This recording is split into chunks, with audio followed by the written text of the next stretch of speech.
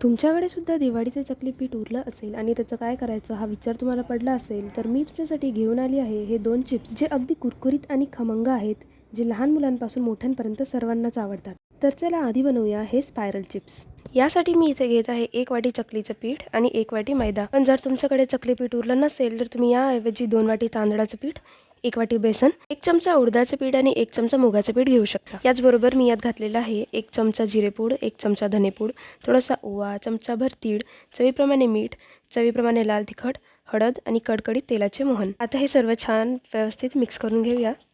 तेल गरम असल्यामुळे आधी मी चमच्याने मिक्स करत आहे आणि मग हाताने सर्व एकत्र करत आहे. हे बघा, पिठाचा असा गोळा तयार होत असेल तर समजून घ्यायचं तुमचं मोहन अगदी परफेक्ट आहे. आता यात थोडं थोडं गरम पाणी घालून छान नरम उंडा मळून घ्यायचा. आता याला 10 मिनिट झाकून रेस्ट करायला ठेवून द्यायचं. 10 मिनिटांनंतर उंडा छान मुरला की याची लहान लहान गोळे करून पातळ पोळी लाटून घ्यायची. हे बघा, अशा पद्धतीने पातळ पोळी लाटून घ्यायची.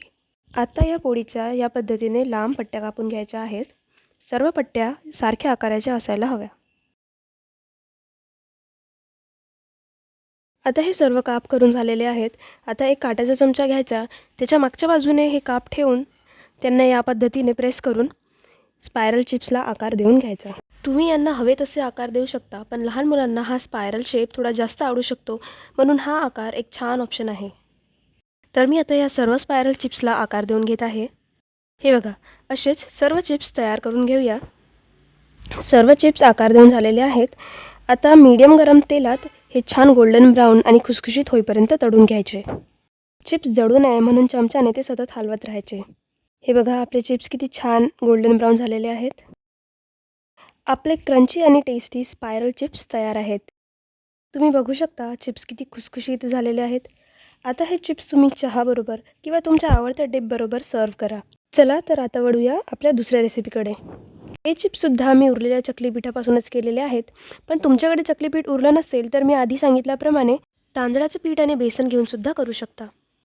तर यासाठी मी इथे घेत आहे 2 कप चकलीचं पीठ आणि 1 कप मैदा. याचबरोबर 2 चमचे धनेपूड, 1 चमचा जिरेपूड, चवीप्रमाणे मीठ आणि थोडासा ओवा घालत आहे. आणि याचबरोबर मी इथे घालत आहे वाळवलेला सांबार, वाळवलेली मेथी आणि थोडासा वाळवलेला कढीपत्ता. आता यात घालूया हळद, चवीप्रमाणे लाल तिखट. जर तुम्ही हे चिप्स लहान मुलांसाठी करत असाल तर तिखट कमी घालायचं. आता यात घालायचं आहे कडकडीत तेलाचं मोहन आणि हे छान मिक्स करून घ्यायचं. सर्व छान एकत्रित मिक्स झाल्यावर याचासुद्धा असा गोळा करून पाहायचा. जर हा गोळा बनत नसेल तर तुमच्या पिठात आणखी मोहनची गरज आहे. चला, हे मोहन परफेक्ट झालेलं आहे. आता मी यात घालत आहे बारीक चिरलेला फ्रेश सांबार. याने चिप्सची चव आणखीन छान होते. तर आता हे पीठसुद्धा गरम पाण्याने भिजवून घ्यायचं आहे, कारण चकलीच्या पिठात तांदळाचं पीठसुद्धा आहे. म्हणून आपण गरम पाण्याने उंडा भिजवतो, ज्याने तो छान सॉफ्ट होतो आणि चिप्ससुद्धा छान येतात. आता याला 10 मिनिट झाकून रेस्ट करायसाठी ठेवायचं आहे. 10 मिनिटांनंतर उंडा छान मुरलेला आहे, तुम्ही बघू शकता. आता याचे लहान गोळे करून मध्यम आकाराच्या जाडसर पोळ्या लाटून घ्यायच्या. त्यावर थोडासा मैदा घालून तो पसरवून घ्यायचा आणि यावर दुसरी पोळी लावून घ्यायची. याच पद्धतीने परत या पोळीवर मैदा लावून आणखीन एक पोळी यावर लावून घ्यायची. मी इथे 3 पोळ्यांची लेयर बनवत आहे, पण तुम्ही हव्या तेवढ्या पोळ्यांची लेयर बनवू शकता. आता या एकावर एक लावलेल्या तिन्ही पोळ्या एकसोबत लाटून घ्यायच्या.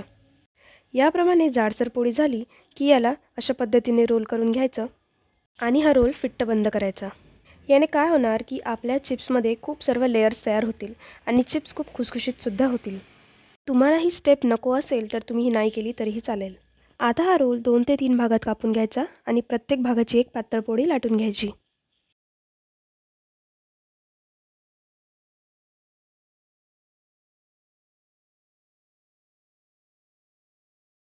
तर ही पोळी छान पातळ लाटून झाल्यावर याचे मीडियम साईजचे डायमंड्स कापून घ्यायचे किंवा तुम्ही तुमच्या आवडीप्रमाणे याला कोणताही आकार देऊ शकता.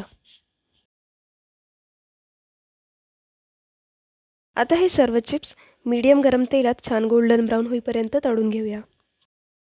उरलेल्या चकली पिठापासून तयार होणारी ही छान रेसिपी जर तुम्हाला आवडली असेल तर माझ्या व्हिडिओला लाईक करायला विसरू नका. तर ही झाली हे चिप्स करण्याची पहिली पद्धत. आता दुसरी पद्धतसुद्धा बघून घेऊया. इथे आपण मैद्याऐवजी पोळ्यांना साठा लावत आहे. हा साठा बनवण्यासाठी सारख्या प्रमाणात मैदा आणि तूप एकत्र करायचं आणि आधीसारखंच 2 पोळ्यांच्या मधात ही साठ्याची लेयर लावून या पोळ्या लाटून घ्यायच्या. पण आता इथे आपल्याला या पोळ्या छान पातळ लाटून घ्यायच्या आहेत आणि यांचा रोल करायचा नाही आहे. साटा किंवा मैदा आपण यासाठी लावत आहोत कारण आपल्या चिप्सला खूप सर्व छान लेयर्स आल्या पाहिजेत. पण तुम्हाला या लेयर्स नको असतील तर तुम्ही ही स्टेप नाही केली आणि सरळ पोळी लाटून त्याला असा आकार दिला तरीही चालेल. इथे सुद्धा मी चिप्सला डायमंड शेप देत आहे, पण तुम्ही तुमच्या मनाप्रमाणे कोणताही शेप देऊ शकता. चिप्सला आकार देऊन झाला की मीडियम गरम तेलात हे सर्व चिप्स आपण गोल्डन ब्राऊन होईपर्यंत तळून घेऊया.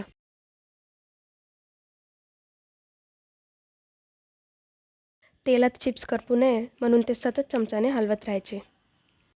हे दोन्हीही चिप्स तुम्ही आरामात 1 ते 1.5 महिना स्टोअर करून ठेवू शकता, ते खराब नाही होणार. तर आपले खमंग आणि खुसखुशीत चिप्स तयार आहेत. तुम्ही बघू शकता चिप्समध्ये किती छान लेयर्स दिसत आहेत आणि चिप्स छान कुरकुरीतसुद्धा झालेले आहेत. आता हे दोन्हीही चिप्स तुम्ही गरमागरम खाऊ शकता किंवा स्टोअर करूनसुद्धा ठेवू शकता. तर कशी वाटली तुम्हाला ही रेसिपी मला कमेंट करून नक्की सांगा. रेसिपी आवडली असेल तर तुमचं छानसं छोटंसं बोट उचलून लाईक, शेअर आणि सबस्क्राईब करायला विसरू नका.